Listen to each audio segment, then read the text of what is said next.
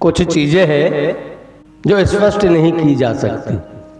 आजकल मैं देख रहा हूं बहुत से उपाय चल रहे हैं।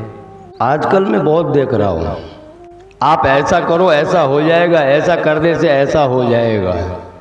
श्रावण महीना चल रहा है, शंख पुष्प चढ़ाने से आपके घर में हमेशा धन की वृद्धि होती रहेगी।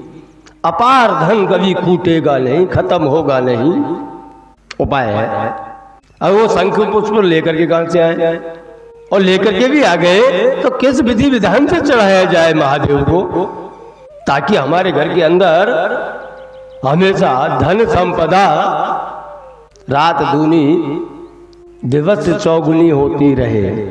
ऐसा कौन सा उपाय करना चाहिए? बता तो दिया महाराज जी ने कि सुबह सुबह स्नान ध्यान करके कंप्लीट होकर के आप सुबह में जाइए, शंख पुष्प महादेव जी को चढ़ाइए, एक लोटा जल का चढ़ा दीजिए। उससे आपके घर के अंदर कभी लक्ष्मी धन की कमी नहीं होगी, संपत्ति कभी समाप्त नहीं होगी। आप नृत्य कीजिए और नृत्य करने से आपको संपदा प्राप्त होती रहेगी। लेकिन आजकल टाइम किसके पास में है? महाराज जी खाली 2 मिनट में जो काम हो जाए वो बताइए, ताकि हम वैभवशाली बन जाए, धनपति बन जाए। ऐसा कुछ उपाय बताइए। अब ऐसा उपाय है महाराज जी बताने जाए और आप उसे करो और कल को आप धनपति नहीं बने तो महाराज जी के ऊपर ही अविश्वास आएगा ना। क्या महाराज जी आपने बताया था कि श्रावण महीना में ऐसा करने से ऐसा हो जाता है। अरे भैया, सबसे पहले तो तू स्वयं के परिवार को देख। अगर तुझे सुखी होना है तो मैं तो एक ही मार्ग बताऊंगा। 4 लवंग चढ़ाने से करोड़पति बनो, पान के पत्ते चढ़ाने से करोड़पति बनो। ऐसे उपाय तो बहुत है। अरे 2 मिनट में सम्मोहन क्रिया होती है, पता है आपको? ऐसे तो बहुत है, लेकिन उसको करने के लिए सर्वप्रथम तो आपको स्वयं को देखना पड़ेगा कि आप उसके लायक होगे नहीं।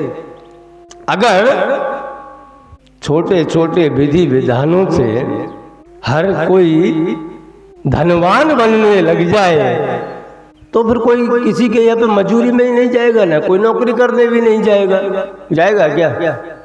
अरे 8 घंटे वहां जाने से अच्छा है कि महाराज जी ने वो उपाय बताया है, हम वहां पर ये उपाय करते रहेंगे तो जल्दी से करोड़पति बन जाएंगे, काम करने की जरूरत ही नहीं है। ऐसा ऐसा आता है। पर मेरे भैया, विश्वासम फलदायकम, मैं मना नहीं करता कि विश्वास मत कीजिए, पर विश्वास के साथ साथ में कर्म तो करना ही पड़ेगा ना। वह कोई पड़ोसी थोड़ी करने के लिए आएगा। किसी ने आपको उपाय बताया, आपने उसको 1 दिन 2 दिन 10 दिन किया, महीने भर तक कर दिया, उसके बाद भी आपको कोई परिणाम नजर नहीं आ रहा है। उसका कारण क्या है? आपको पता है क्या कारण है? विश्वासम फलदायकम, क्योंकि संपूर्ण विश्वास आपको है नहीं। और इतना भी बता दूं कि विश्वास के साथ में उसको विधि विधान से करोगे तो ही आपको रिजल्ट मिलता है। विधि विधान का पता नहीं है, जैसे बता दिया वैसे कर लिया, उससे कुछ प्राप्त हुआ नहीं, उसके बाद में वहां जाना बंद हो गया। ऐसा नहीं होना चाहिए। मैं कहता हूं होता है, लेकिन सबसे पहले आप अपने स्वयं के अंदर जो बैठा हुआ है उससे पूछो, उससे कहो, वो अगर आपको कर दे तो आप हो जाओगे। लेकिन कर्म साथ में करते रहना पड़ेगा। आपके अंतर आत्मा जो बैठी हुई है अंदर के अंदर, उसके पास में कोई कम शक्तियां नहीं है। आप किसी और को ढूंढने के लिए जाओ, उससे मांगने जाओ, उससे अच्छा है कि आप अपने अंदर बैठे हुए से मांगना चालू करो। और जिस दिन आप एकाग्रचित हो करके स्वयं के अंदर मांगना चालू कर दोगे, उस दिन से आपके जीवन के अंदर परिवर्तन आना चालू हो जाएगा। लेकिन हम स्वयं को तो पहचानते ही नहीं है, हम कौन हैं। बस फलानी फलानी वस्तु कर दो, ये उपाय है, आप उससे करोड़पति बन जाओगे। कुछ नहीं होने वाला भैया। ऐसे उपाय करने से कभी कोई करोड़पति बन जाता तो इस संसार के अंदर कोई गरीबी नहीं होता। कौन नहीं कर सकता उपाय? सब कर सकते हैं, लेकिन होता वही है जो कर्मंडे वादुका रस्ते मां फलेचु कदाचना, कि आप जो कर्म करते हो उसी से आपको जो फल प्राप्त होता है वही सत्य है। महाराज जी, बापू जी, बाबा जी, तांत्रिक, इन लोगों के चक्कर में पड़ोगे ना तो स्वयं के घर में जो 5 पैसा पड़ा होगा ना वह भी बर्बाद हो करके नष्ट हो जाएगा, लेकिन आपको कुछ प्राप्त होने वाला नहीं है। इस विषय के ऊपर बहुत बोला जा सकता है, क्योंकि आज के युग के अंदर स्वयं करोड़पति होने के लिए सामने वाले को मूर्ख बनाया जाता है। हम करोड़पति बन जाए इसलिए आपको मूर्ख बनाते हैं। ये धंधा ही क्यों बताए भाई?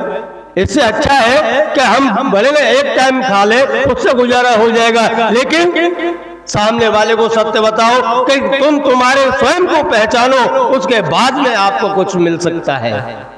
नहीं तो हमारे जैसे बाबा तो कितने ढूंढते रहते हैं भाई, कम नहीं है।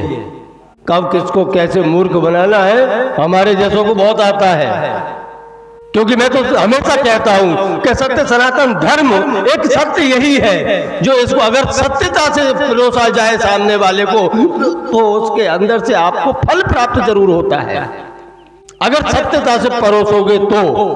नहीं तो वो कहते ना डर बैठा करके परोसा जाता है। जो भी शास्त्र के आधार पर जो कहा गया हुआ है उसको सामने वाले को डरा करके ही बताया जाता है। ऐसा करोगे तो ऐसा होगा। डर की भक्ति कभी सफल नहीं होती। इसलिए पहले स्वयं को पहचानो, आप कौन हो, आपके के लिए भगवान ने कितनी शक्तियां दी हुई है, उन शक्तियों को पहचानो। इन शक्तियों के बारे में कल बात करेंगे।